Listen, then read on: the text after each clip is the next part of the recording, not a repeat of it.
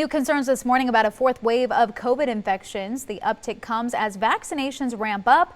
More than 4 million doses were administered in one day over the weekend. ABC's Elizabeth Schulze has the latest from Washington. With COVID cases up nearly 20% in the past 2 weeks, health officials are warning about a fourth wave of the virus. We're just at the beginning of this surge. We haven't even really begun to see it yet. COVID hospitalizations are also on the rise. Health officials blame the spread of new variants, easing of restrictions, and an increase in travel.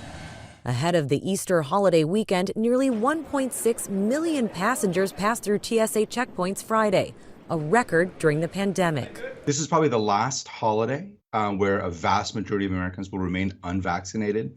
40% of all adults in the U.S., more than 103 million Americans, have received at least one dose of the vaccine. Daily vaccinations hit a new record over the weekend. The U.S. is now averaging more than 3 million shots administered every day. And this week, 14 more states are set to make anyone over age 16 eligible to get the shot.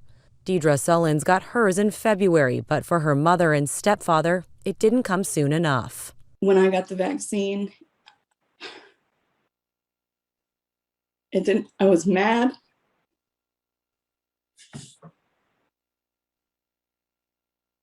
I was sad.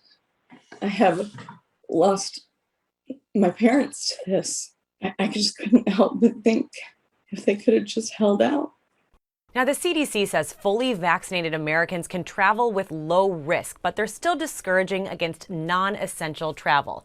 They're also discouraging Americans not to gather into big groups if everyone isn't fully vaccinated. Elizabeth Schulze, ABC News, Washington.